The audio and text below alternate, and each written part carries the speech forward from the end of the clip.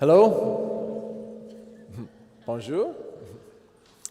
I'm so glad that you have decided to kick off your ISTH 2023 by joining us at this symposium today entitled Leading the Change in Hemophilia A, where we're going to hopefully provide some guidance to you on enhancing prophylactic care with innovative extended half-life factor VIII products. And this is presented by PeerView, who's providing the educational grant along with Sanofi to execute the symposium. And joining me today, I'm Stephen Pipe from the University of Michigan in the US, and joining me today is Maria Elisa Mancuso from Milan, Italy. You've already had some experience with the polling that we will be using during today's presentation, and that's just going to come up in a few minutes as well. And as you heard, we want you to submit your questions, and we'll answer them during the Q&A session, so you can use that QR code. But we also have podium mics if you would just rather come up and ask us a question. You can use this link because you can actually view the slides for today's symposium at this link, and there's also some practice aids that you'll be able to download after the event. Genes for factor VIII and factor IX were cloned in the 1980s. And since then, this has opened up a platform of innovation in recombinant therapy to bring new and innovative therapies to the clinic. And not only do we have recombinant versions of factor VIII and factor IX, but we've had additional conjugations and modifications of these recombinant molecules that have brought extended half-life factor VIII and factor IX that we've now been using for about 10 years. We are now also in an era where, at least in my country and maybe in many parts of the EU, the dominant prophylactic prescribed therapy is actually a non-factor therapy, emicizumab, and we're well into about 5 years of commercial use of this therapy. But what we're going to introduce today is a von Willebrand factor independent extended half-life recombinant factor VIII, and you're going to hear more about this over the course of this hour. It's been 16 years since we had the definitive randomized controlled trial demonstrating the superiority of prophylaxis as compared to on-demand or episodic factor replacement therapy. And this applies to all age groups that it's applied to, and it has been key to the prevention of joint disease. And just to remind you of this data from the original Manco-Johnson paper in 2007, the New England Journal, but you can see across the toddler age group, prophylaxis group is indicated in the black and in the lighter blue for both joint hemorrhages and other hemorrhages. And you can compare that to episodic therapy, again in orange and green for joint hemorrhages and other hemorrhages. And it's stark, the contrast of the impact of prophylaxis. However, I guess the rest of the story is that we have the follow-up from this paper, whereas these toddlers grew up into adulthood, that even prophylactic therapy as applied during that era was not able to completely abrogate all joint disease as these toddlers approached adulthood. Now, the recently updated WFH guidelines for factor prophylaxis and hemophilia A management highlight some important, new strategies for prophylactic care. Prophylaxis is indicated for all patients everywhere who have a severe bleeding type, and this is irrespective of their laboratory-assigned severity. The WFH also recommends targeting trough levels that are higher than have been traditionally used, now in the 3 to 5% range. Routine scheduled dosing typically ranges from every other day to 2 to 3 times per week, although children will require more frequent dosing than adults. And now we've been able to incorporate different tools to enhance tailoring dose and the dose schedules based on weight and individual drug metabolism. So that the whole concept of pharmacokinetic monitoring is now part of our routine care. And the benefits of applying these strategies is reducing the number of bleeding episodes and enhancing joint protection. Now, of the extended half-life Factor VIII products that have been approved, we see a number of different modifications, fusion proteins as well as conjugations that are listed here, primarily through addition of polyethylene glycol. The half-life extension from these previous strategies have been perhaps somewhat modest, a range of about 1.3 to about 1.8-fold as a comparator to the unmodified molecules.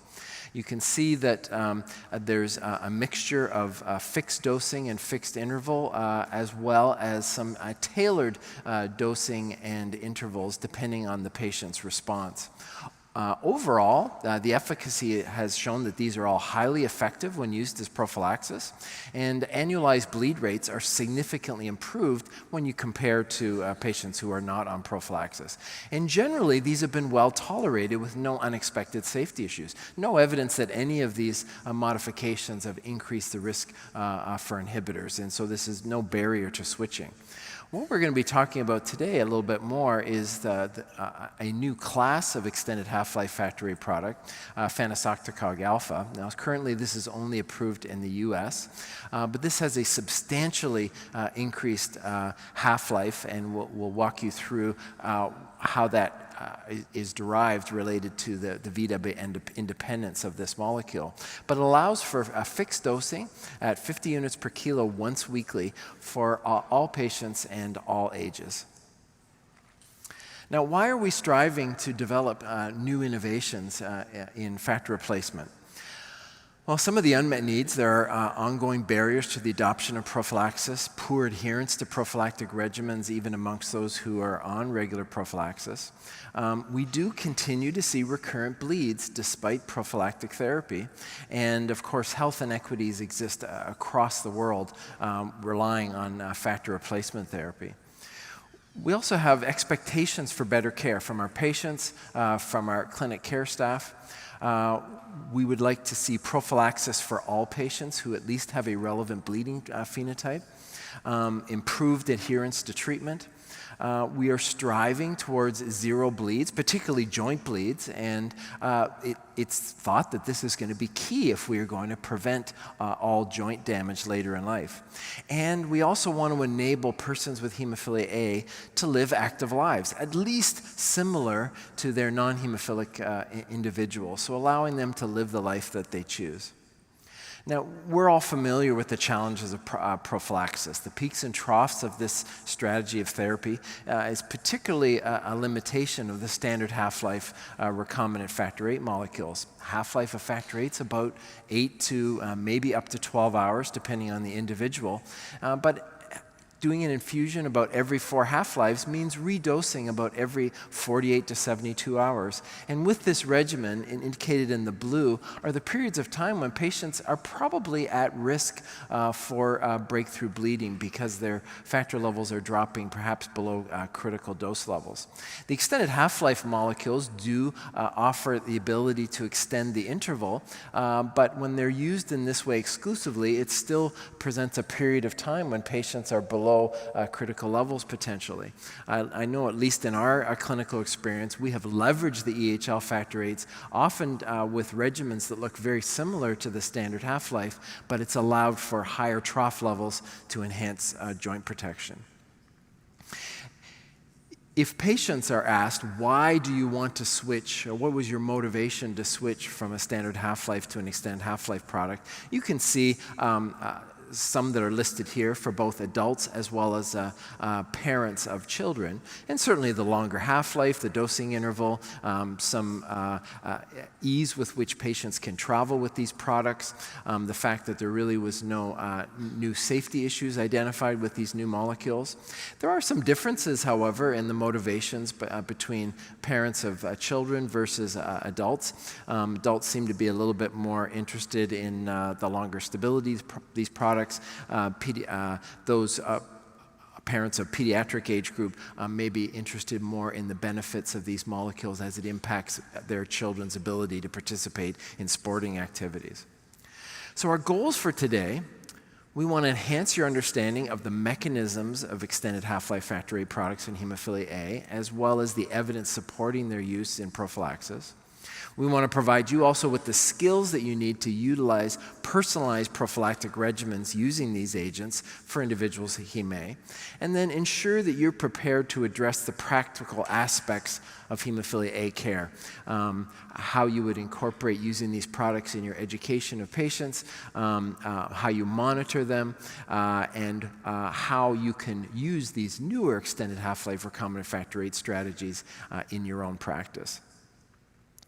Now, to kick off our symposium today, I'm pleased that we're going to hear from Dr. Maria Elisa Mancuso, who's going to give us a master class on understanding the mechanistic safety and efficacy differences among the extended half-life factor VIII products. She's a senior hematology consultant from the Humanitas University in Milan, Italy, and I'm looking forward to hearing your presentation, Maria Elisa.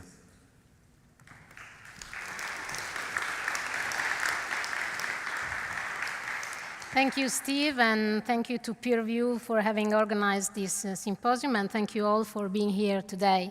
So in the next 10 to 12 minutes, yes, we will go through the mechanism and the clinical impact of the use of extended half-life product in prophylaxis in patients with hemophilia A.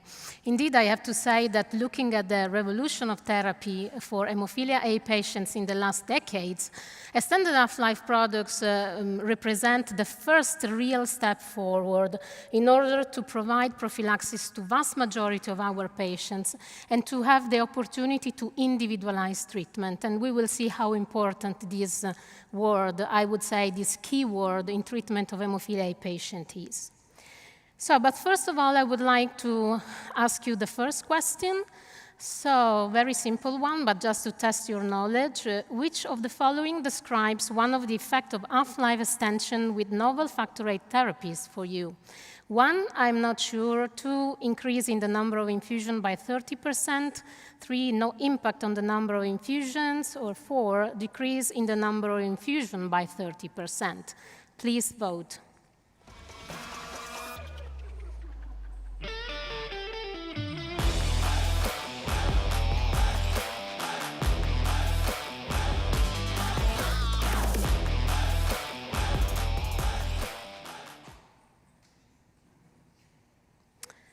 Great, thank you. So we move to a second question for you. So in your opinion, do extended half-life factor VIII products impact the risk of inhibitors? 1, I'm not sure. 2, yes, those products increase the risk of inhibitors. 3, maybe, there is conflicting evidence on their role in this setting. 4, no, evidence shows that extended half-life products do not increase the risk of inhibitors. Please vote.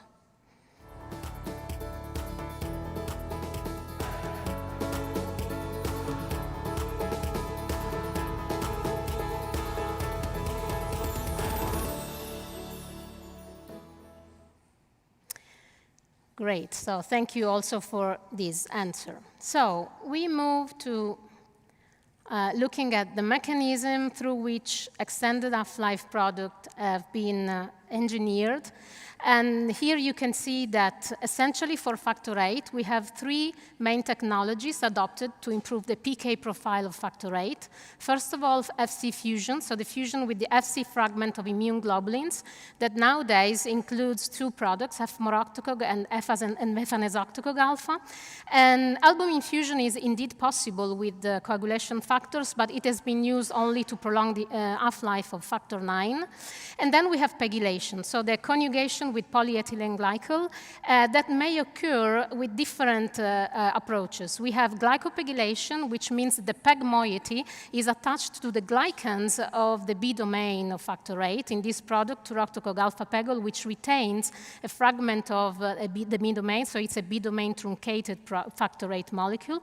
Or it can occur directly on the protein through random pegylation. pegylation, so without driving the pegylation on a precise site on the amino acid sequence, or a site-specific pegylation. That means that the amino acid sequence is slightly modified in order to have the PEG attached exactly on a site. And this has been applied for rheotocog alpha pegol, the random pegylation, and the site-specific pegylation on damoctocog alpha pegol. But how these translate in enhancing or the improvement of the PK profile of such molecule? As already Professor Pipe addressed, in the end, the result is indeed an improvement in the PK profile, which we are used to depict through terminal half-life. But I would like to remind you that terminal half-life is just a surrogate marker of the real enhancing and improvement of PK profile, for which the main parameter that should be taken into account is clearance, first of all, and the area under the curve that we are able to generate when we inject factor VIII to our patients. Anyhow, if we look at the terminal half-life, you see that through those technologies, we are able to prolong up to 1.5, 1.8 folds as compared with standard half-life products. And if we consider such PK profile and we target a trough level of 1-3% that we nowadays know, which is pretty much obsolete and not really the target trough level that we want to achieve. Anyhow, in this situation, we can even reduce the number of injections during prophylaxis by 30 to 35%. And we already can obtain a transformation of the bleeding phenotype of our severe patients into the moderate range. We will see that maybe we are already a step forward, but this just to understand which is the impact on the PK profile. And how this translates in how we use practically those products. We have different treatment schedule in the label for those products, and I would like to underline that indeed the difference in the treatment schedule is strictly related to the study aim and design through which those molecules have been licensed. Because they are all different. And for instance, the f-moroctocog alpha study offered patient individualized prophylaxis in order to target a trough level of 1-3%. So the label that we have today reflects what has been used in that study to get to that trough level. For the damoctocog alpha pegol in the study design, what meant most was the bleeding phenotype of patient, which is another variable very important to be taken into account to do treatment individualization. So in that trial, irrespective of trough levels, patients have been treated in order to get the best out of bleeding frequency in terms of abolishing bleeding frequency at all. And for the other two products, you will find a fixed dosing regimen because the aim was to protect as much as possible and offering, let's say, an easy regimen that could be followed, and so in that way enhancing the adherence of patients to prophylaxis. On the whole, if we look at the average clinical impact of extended half-life product, I would say that we can disfruit the flexibility of such molecules, adjusting treatment to the individual needs of each patient, which means that we can meet both clinical needs, but also needs that are related to their preference or their lifestyle. And here in this slide, you can see depicted, let's say, the extremes of the wide range of the schedule that we can offer. On one side, you can reduce significantly the number of injections, offering a very easy regimen for those patients who have issues with venous access, or maybe those who were reluctant to be injected frequently and maybe refused for years prophylaxis. So with extended half-life products, we also have the chance to convince, let's say, patients that prophylaxis should be the way to go.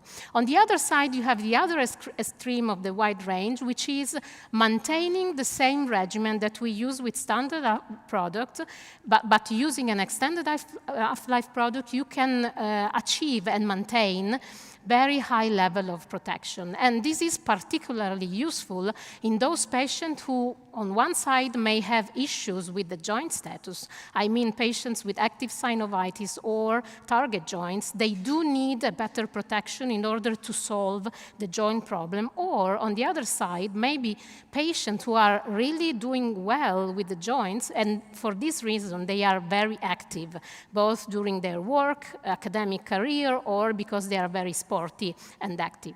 So as you can see, maybe the right recipe is in the middle of that, so combining the advantage of having a reduction of the injection and a good protection.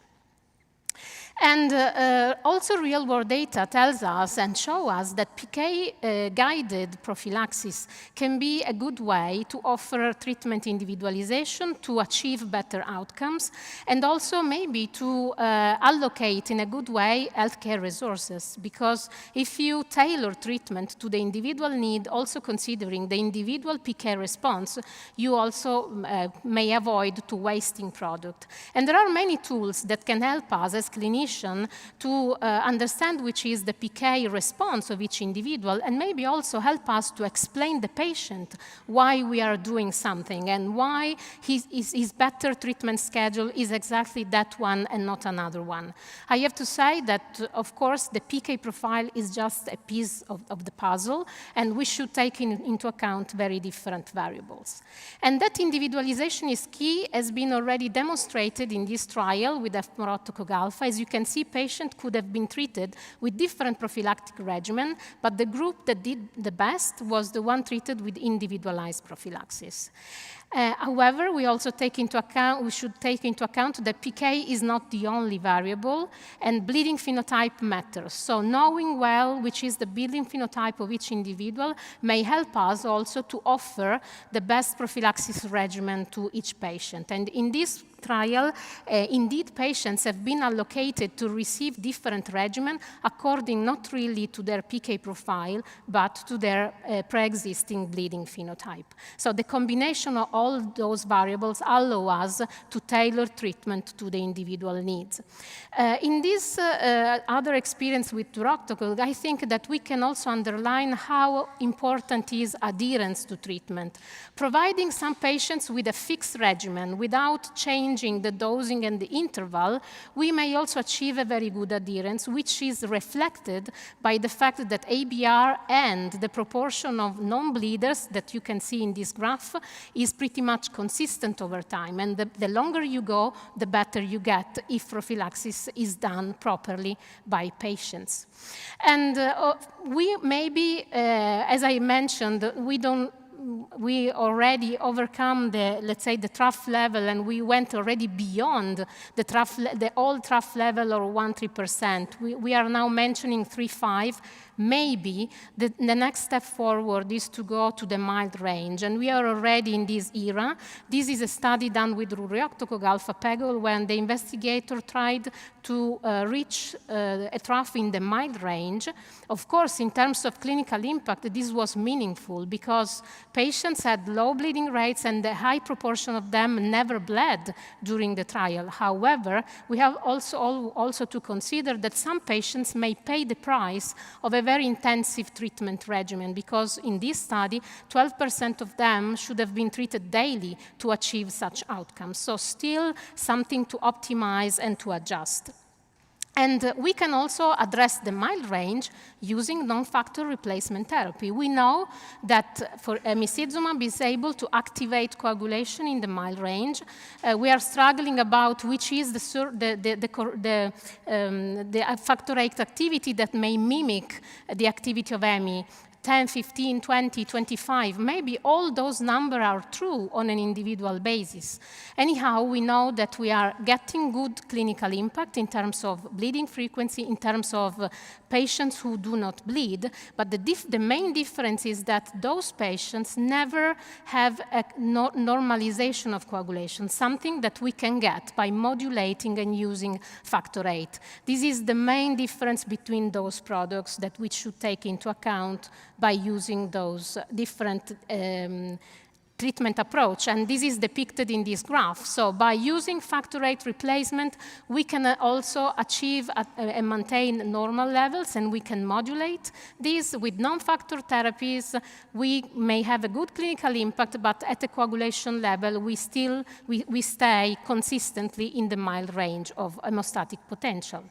And about safety, data from registries, but also from real-world evidence tells us, with very robust evidence, that switching to extended half-life product is not an additional risk factor for inhibitor development. So we have not this fear, and the safety profile is pretty much good.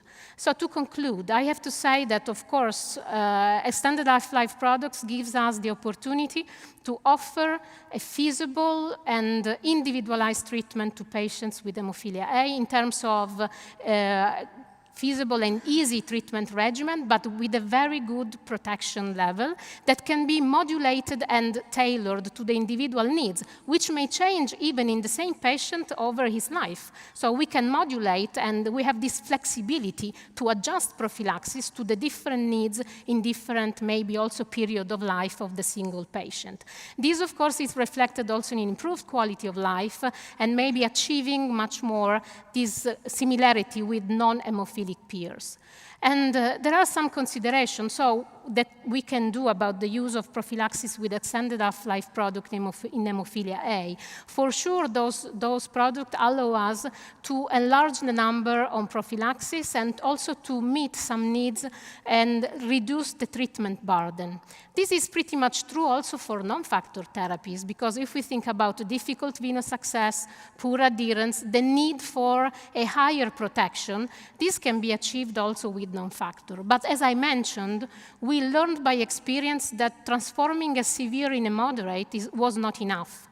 We are now looking at the mild range, but maybe in some cases, even going from severe to mild cannot be enough, especially if we are getting rid from this normalization. So we are not offering our patient a time spent in the normal range. So looking at this new paradigm, maybe the future, the near future, or maybe already is reality, we can offer this, and for that I hand over again to Professor Pipe to go with his presentation on this new product. Thank you, Steve.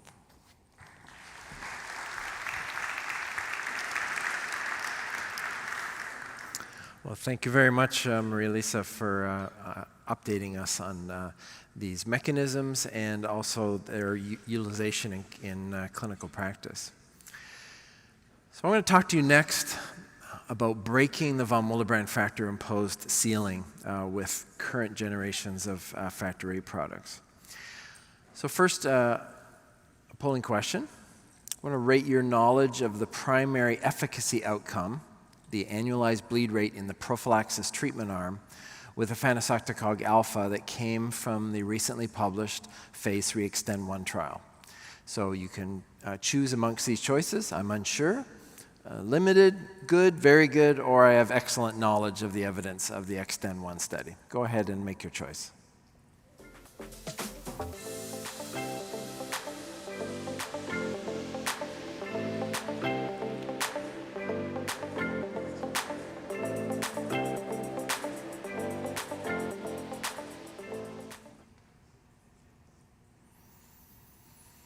Okay, so we've got some mixed experience here, so I'm glad that you're here at the symposium today.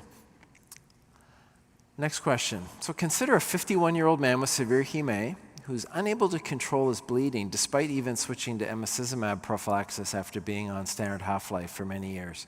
So what would you do next when this patient comes to clinic?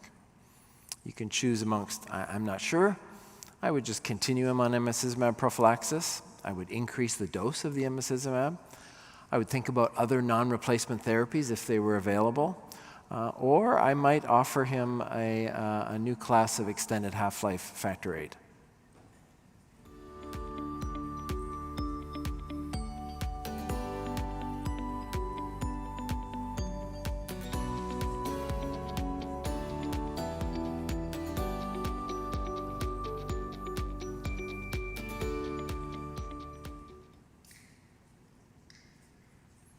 Okay, so it seems like people have already made some judgments here. Keep that case in mind. We're going to come back to that in a few minutes, actually, and talk about that case a little bit more. So let's make sure we're all understanding the ceiling effect that's imposed on factor VIII pharmacokinetics by its affinity for von Willebrand factor. So factor VIII circulates in a dynamic equilibrium with von Willebrand factor, and von Willebrand factor being in massive excess to the concentration of factor VIII in the plasma. And what that means, it's a very tight affinity with a KD of 0.2 nanomolar. So that means that the vast majority of the factor VIII in the plasma, 95 to 97%, is bound at any given time to von Willebrand factor, and a very small minority, maybe 3 to 5%, that exists in the free form. Of course, the free form is going to be subject to VWF independent clearance because it's not bound to VWF. But all of the factor VIII that is bound to von Willebrand factor will also be subject to the clearance mechanisms that are being driven by von Willebrand factor binding to clearance receptors. So if we want to increase the half-life of recombinant factor VIII beyond the ceiling, it ultimately would be dependent on decoupling factor VIII from binding to at least endogenous von Willebrand factor. So where is this clearance occurring? Data has now shown that some of the clearance receptors are derived from liver sinusoidal endothelial cells, macrophages, as well as hepatocytes. And some of those clearance receptors have been teased out from recent studies. Again, the free factor VIII is going to be unhindered in interaction with these receptors, and that's going to drive that rapid clearance. But even the bound material, von Willebrand factor, is interacting with these clearance receptors, and factor VIII is being cleared along with von Willebrand factor by these mechanisms. We also know that much of the inter-individual variability in factor VIII half-life is driven by the affinity for von Willebrand factor, the von Willebrand factor levels in the plasma, and perhaps some component of some inter-individual variability of the expression or the interaction of factor VIII with these clearance receptors. So if we can decouple factor VIII from binding to endogenous VWF, we may also be able to basically even out the inter-individual variability between patients. So this new class of extended half-life factor VIII that's independent of von Willebrand factor is efanesoctocog alpha. And so this base molecule is the Fc domain fusion, which extends the half-life of factor VIII through interaction with the neonatal Fc receptor recycling pathway. But in addition, the biggest innovation for this molecule is coupling this factor VIII through a covalent linkage with a recombinant fragment, the D' D3 fragment of von Willebrand factor, which when it's coupled to factor VIII, this prevents binding to endogenous von Willebrand factor, so it can decouple it from its VWF-mediated clearance, and it also provides partial protection from degradation that would normally be afforded by binding to the endogenous VWF. In addition, this molecule includes the XTEN polypeptides. These are hydrophilic repeating sequences that comprise naturally occurring amino acids, and they help shield the protein from proteolytic degradation and binding to clearance receptors. Now, in that form, this is a non-active factor VIII molecule. But with normal activation of coagulation and generation of thrombin, thrombin cleavage sites have been added in, which enables complete release of the D' D3 component and the XTEN so that the intact, activated, Fc-fused factor VIII is then available for activity within the coagulation cascade. If we look at the impact of these modifications on the pharmacokinetics, it's impressive.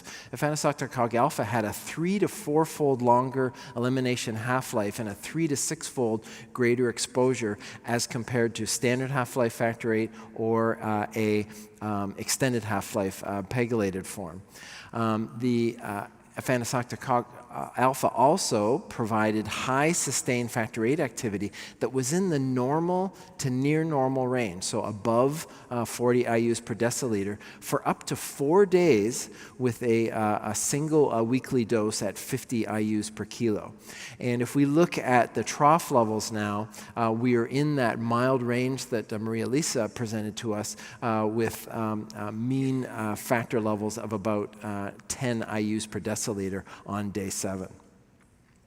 So what's the clinical impact? So this was studied in the recently published phase 3 Extend-1 study. Now this had 2 arms in patients who are adolescents and adults with severe hemophilia A. They had previously been on a factor VIII prophylactic strategy, so we have their baseline experience, the number of infusions they were using, the annualized bleed rates, etc. And the 2 groups were either placed directly onto once-weekly prophylaxis at 50 IUs per kilo, or they were just offered on-demand efanesoctocog, and then subsequently they were switched to the weekly regimen.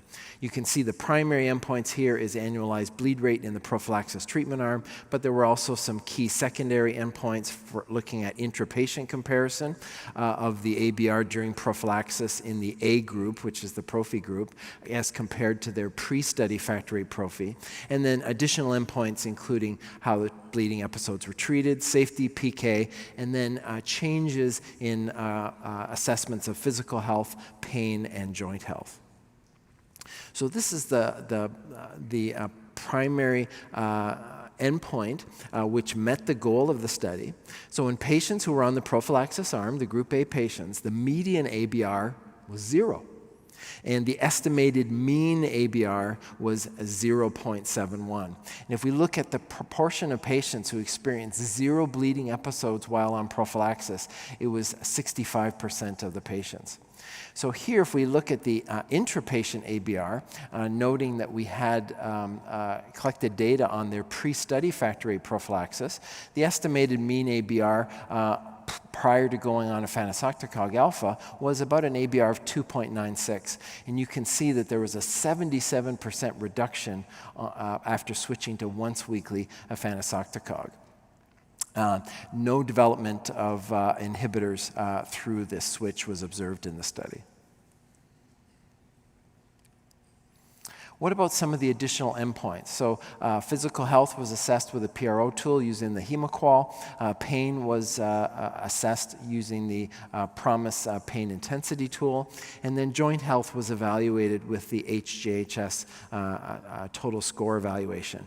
And you can see that there were meaningful improvements in both physical health, pain readouts, as well as overall joint health.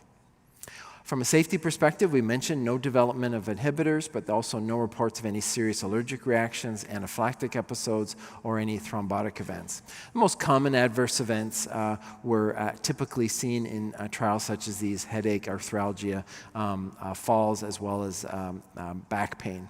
11 patients were positive for pre-existing anti-drug antibodies before they received any efanesoctocog alpha, but there was no discernible effect on PK variables assessed in comparison with the antibody-negative population.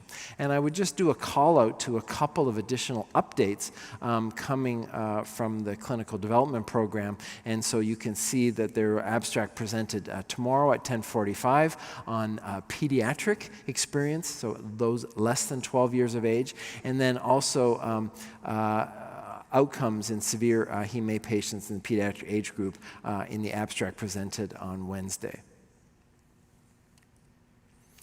So what we can conclude from the Extend study is that this is the first recombinant factor VIII to break the VDEB-F imposed ceiling for plasma half-life. Once-weekly dosing provided superior bleed protection compared with pre-study factor VIII prophylaxis. Efanesoctocog maintains normal to near normal factor VIII plasma levels for the majority of a week after a single infusion. And we've seen improved PK is also associated with improvements in physical health, pain, and joint health evaluations. Overall, this was safe, well tolerated, and did not increase the risk of inhibitors. So what we're going to go to next is Maria Lisa and I are going to address two cases that I think give us an opportunity for some exchange about the practical aspect of dealing with clinical scenarios that show up in the clinic. So the first one we're going to go to, I'll have Maria Lisa walk through, again, that 51-year-old gentleman. So tell us a little bit more. Thank you. Yes. So I just shared this case. Paul is a 51-year-old man with severe hemophilia A. He had no family history of hemophilia and no personal history of inhibitors. And since early childhood, since he was born in an era when prophylaxis was not that widespread used, at least in our country, he already experienced several joint bleeds. And he also got hepatitis C, as many peers with hemophilia, that fortunately have been eradicated with antiviral therapy. And due to the several joint bleeds that he had during childhood, he already developed multiple joint arthropathy. And at elbows, knees, and for the knees, he already underwent bilateral total knee replacement, as usual in those patients, and in the ankles. So if we look at his treatment history, he received basically on-demand factor VIII treatment during childhood. Then, as soon as it was recognized that prophylaxis, of course, does better, he switched to prophy during adolescence. And then, during adulthood, as soon as emicizumab was available, he switched, mainly because, he was very compliant and adherent to factor VIII prophylaxis, but he had objective limitations and barriers to that, which were problems with poor venous access. In adult patients, sometimes it's a real burden, and really perceived the treatment burden related to the, let's say, missed injection or the fact that it was very difficult to inject. After 1.5 years of very effective emicizumab prophylaxis, he started to have some bleeding issue. He had hematuria, but we had an explanation for that because he had severe kidney stones, and he also bled from a gastric ulcer. However, in the last months, he started to have recurrent elbow bleeds in the elbow that was annoying him a lot. Also in the past. And he collected, let's say, 3 episodes in 4 months, which means that he developed a target joint. So this is the story of Paul. And I would like to ask you, Steve, so do you think that this patient would benefit to switch back to replacement therapy? Well, maybe.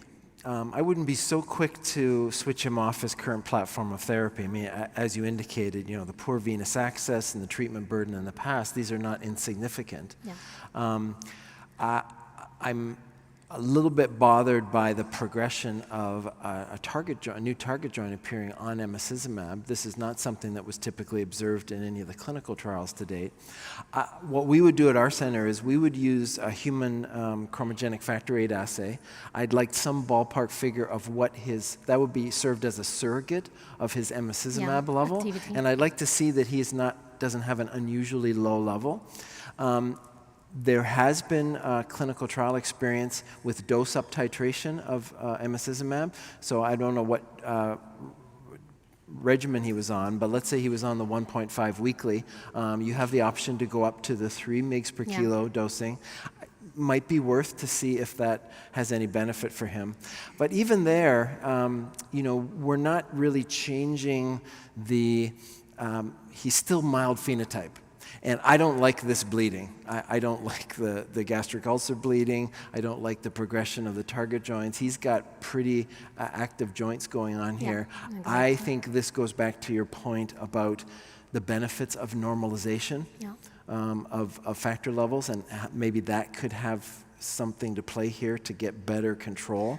And so the fact that if it was available to him to have access to efanesoctocog, again, we'd have to incorporate discussions about patient preference here. This does mean going back to IV infusions, but it's only once a week. Yeah. worth a trial. You are mentioning that, of course, if you consider the role, let's say, of normalization with factor VIII, you would favor an extended half-life indeed for a patient like that. I think in his case, for sure, for all the reasons we talked about. But if I was going to go to an extended half-life, I think given his profile here, the least burdensome regimen and the optimizing the periods of time that he stays in the normal range is all benefit for him. Yes, but you know, I also put another question, because I do think that we also have to take into account the whole, because prophylaxis is just one piece of the puzzle. And of course, since he had some problem with the elbow, do you think there is a role also for an, orthopedic evaluation and assessment to better understand? Because, if he bled from the GI, and of course we looked for a cause for this GI bleed, is that the same also for the elbow, or you just attribute that to the, let's say, low protection provided by the factor? No, I fully agree. I mean, I think having some insights on what's going on in that elbow, and also trying to understand what's driving the elbow deterioration. I see that he had, bilateral total knees. Has he had some dysfunction related to his prior arthrodesis or his prior arthroplasty? And is he using a crutch? Is he using a cane? And is that putting more pressure on his elbow? So those are additional things we'd want to ask about. And indeed, what we provide, we discussed also, of course, with the patient. I have to say that maybe the second point should be switched, because, of course, the first thing we did is we tried to understand if there was an orthopedic issue in that elbow. And indeed, he had this elbow, but the situation was not that changed that much from the past, the past assessment. And but it was, of course, for us important to see if there was a new cause for these recurrent bleeds, and to consider some orthopedic procedures that may help us, together with prophylaxis optimization, to improve his joint situation. And of course, physiotherapy also has a role in this setting. So not just looking at the, let's say, drug regimen he's on, but also try to understand on the whole. But in the end, he switched back, indeed, to factor prophylaxis. He already knows factor VIII, how factor VIII works, because he was on factor VIII in the past. Yeah. But nowadays, he has the opportunity to disfruit maybe some longer time spent on the normal range, which, of course, with a efanesoctocog, you showed beautifully that is feasible very easily. But we have to mention, with extended half-life products, we can provide such protection at large. Yep. Okay. Well, I'm going to present a case to you that's a little bit more familiar to me. So here's a 22-year-old patient with Heme, severe, no history of inhibitors. He's been on standard half-life factor VIII prophylaxis since he was a young infant. And really, he has not complained throughout, even through adolescence, about the burden of injections. He just incorporated this into his life, basically doing every other day infusion very consistently. And I would say his bleed control overall pretty good, actually. But he's gone to college. He's met some new friends. And he's interested in taking up mountain biking. So this is not just road biking. This is, bikes going down mountainsides, okay, at high speeds. So he wants to have a conversation with me about, okay, Dr. Pipe, do you think my current regimen is suitable for this level of activity? And there's no question I had some concerns. So how would you initiate evaluating him? And I think that the first question I put, how would you best evaluate his current prophylactic protection, and whether that identifies some gaps where he may have some bleed challenges related to this new activity? Yeah, as I mentioned before, of course, we have different tools. First of all, we can, of course, study his individual response to the product. Looking at this PK profile, because there is variability, and even using the same molecule, different patients may respond in a different way. So, of course, assessing how he's responding and looking at his PK profile. I would take into account also his bleeding phenotype. If he's an heavy bleeder historically or a mild bleeder, this also may let me understand let's say, the extent of protection he may need or how he could behave during mountain biking in terms of risk. But anyhow, I think the first thing is to look at the PK profile and maybe also discuss with him the opportunity to spend some of the time at risk, let's say, under a good protection level. Not just looking at the trough, but looking maybe at the time spent above a certain level rather than just reaching a trough. So he's been on same product for 20 years. And would you switch him to an EHL? Or would you say, what about emicizumab in this context?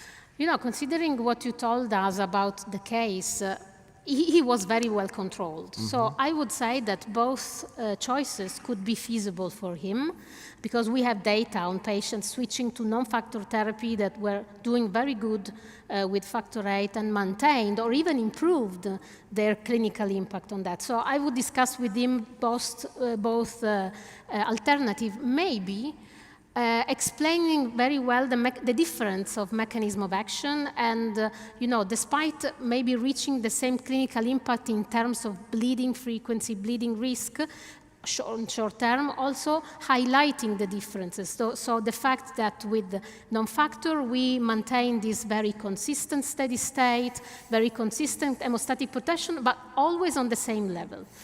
So to that point, do you have any concerns if he made a switch to emicizumab with this particular activity? What concerns do you think you would have about him being on emicizumab? You know, that being always on the mile range, it may happen. I cannot say that is 100% sure, but it may happen that after a trauma, he may develop a severe bleed. Then we have also some data telling us that some patients may do also good, but for sure, looking at the ceiling effect and the consistent steady state, we cannot modulate. We cannot offer him to be you know, above a certain level that may be very useful during mountain biking or high risk. So the backstory here would be, you know, he was in a fairly protected environment at home. Wasn't really allowed to engage in a lot of really high-risk activities. So the concern I have with the mountain biking is, probably pedaling, normal biking activity, not a huge risk. Emicizumab would provide the protection. But I'm more concerned about you know, accidental injury, falls, etc. And I don't think he thinks about his periods of time when he's at peak levels post-dosing versus when he's at risk. So emicizumab definitely smooths out the risk profiling, but whether it provides all the protection needed for at least dealing with accidental issues. So I guess what I like about efanesoctocog Cog alpha here is that at least for a long window of time, we can normalize, take hemophilia out of the equation. Exactly. And depending on his dosing schedule, I would make him aware of the window of time when he's potentially in the normal range, when he's maybe most suitable for this type of activity. What do you think from a, are there, you know, he may have some questions, the dosing and safety considerations related to this change in management. I mean, personally, I have no concern because the dosing, it's pretty much, you know, allows him to be adherent and also to, I mean, it's easy. And also for safety, I think we know very well factor VIII, even though these products are modified, but we know from the data that we have that there are no major safety concerns. So the concern would be if he has a big trauma during mountain biking. So I have no concern about that. So definitely assess the patient's PK profile, help him understand the concept of risk windows that need to be addressed. I think we definitely take in the patient preferences here about how he wants to be managed, and then make sure that he understands clearly the rationale and evidence for switching off a therapy that he's been on for 20 years. That we have to make sure that he's on board, that this makes sense for what he wants to do in life. I would just do a call out here related to this topic of physical activity and bleeding events in people with Hem-A who are on emicizumab. There is going to be an interim analysis from this Japanese study, the Tsubasa study. You can go look at that poster on Monday coming up here at the meeting. So what are some final take-home messages we want you all to be aware of? So EHL factor VIII prophylaxis can provide longer protection against bleeds compared with standard half-life and do not seem to increase the risk for inhibitors. Or overcoming the VWF imposed ceiling effect further extends factor VIII half-life, as we've shown you with the fanosoctocog alpha and the clinical outcomes from the EXTEND study. Emicizumab prophylaxis is an established standard of care, but some newer innovations like this may address some remaining challenges that are seen even with this agent. So the choice between an SHL, extended half-life, or emicizumab prophylaxis really should be based on patient preferences, individual PK profiles, the treatment and adherence history in the patient, as well as our understanding of the supporting clinical evidence. So we're just going to wrap up here. Let's review these polling questions. So just quickly vote on each of these.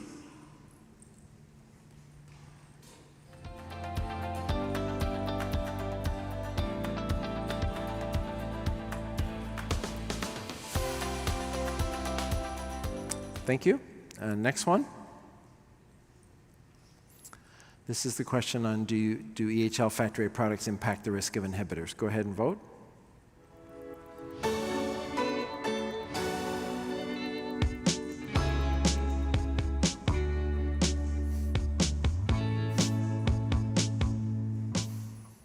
All right, next one.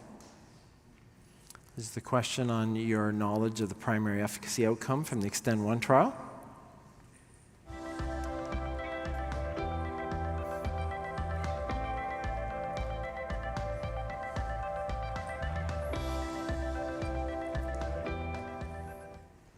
Great. Next one. You can vote here on this case related to the 51-year-old gentleman.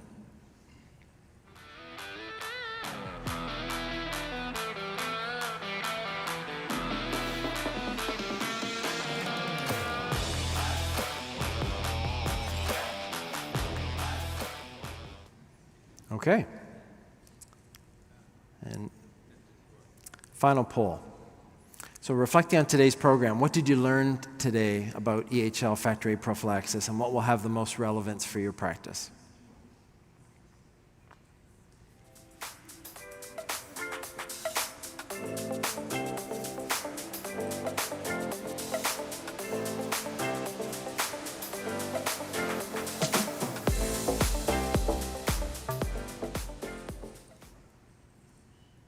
Okay, great. That's what we were hoping for. So glad that you appreciated that. Next one.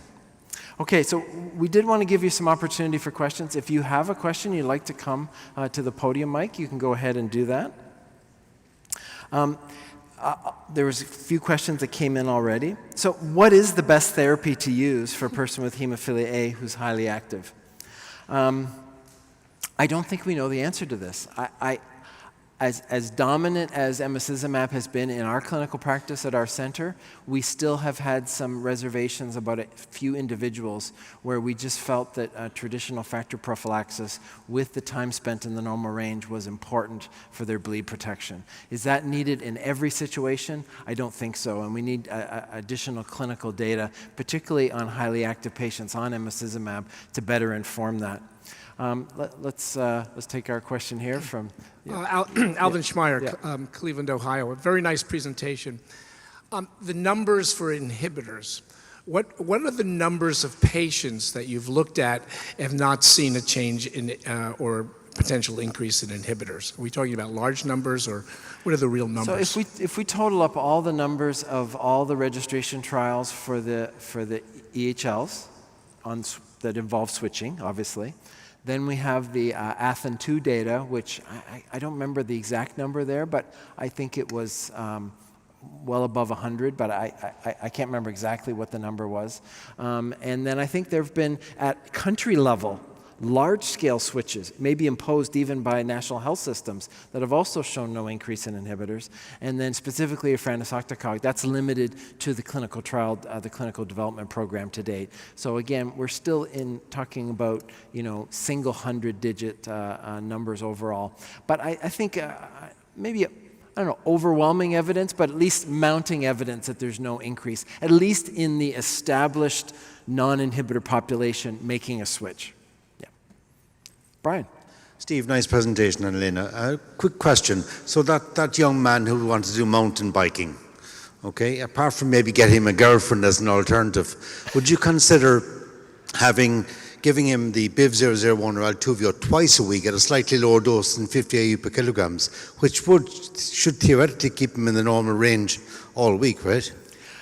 I think that's a wonderful regimen. I hope that in some contexts the payers will allow us to maybe use it in that capacity. But I think that'll be something that hopefully be explored either in real world data or maybe even in a study. Because the concept here that you're presenting is that just as we raise the trough levels with EHLs by compressing the interval, if we take one that has a very long half-life and we compress the interval, we can also substantially increase the trough level. Would you also recommend that he take his prophylaxis on the days he's going mountain biking and only go mountain biking on those days? Presumably this is going to be a weekend activity, so he can nicely choose like a Friday or Saturday morning, and he'll be covered for the whole weekend well into the beginning part of the week. Yeah. Okay, thanks. Here's a tough one. What's the ideal management of a person with hemophilia in low-income countries who have difficult access to prophylaxis? Still, I think that prophylaxis should be considered the standard of care. So even though it's difficult, we have good evidence that also low-dose prophylaxis it's better than episodic treatment. This is, for me, the statement that should guide us. Of course, having access to such extended half-life products may even help those countries where the resources are limited, because if you can improve protection using less product, this is also another way to implement the use of prophylaxis where there is few product. I think this is an important question. It has to do with monitoring patients who are on EHLs, and particularly efanesoctocog alpha. We didn't have time today to talk about some of the assay issues, but this molecule does pose some challenges for your local laboratories in evaluating factor levels. You will not be able to use chromogenic assays in the same way because of alteration in the readout with this molecule, or at least you'll have to be aware of the fold increase to be expected from a chromogenic assay. There are some reagents which very favorable match the labeled potency. For instance, Actin FSL works very well with efanesoctocog alpha, and that's what its labeled potency is. But if you have a lab that uses Actin FS or some other agents, this also will introduce some challenges. There's some very good papers. There's a field study that was recently published. So if you want some more data on that, I would direct you to those publications. Well, we have to wrap up because there is another session coming in right afterwards. Thank you for kicking off ISTH 2020-23 with us. I hope you enjoy the rest of the meeting, and I hope you have an opportunity to see some of those other posters that we mentioned today. Have a great meeting.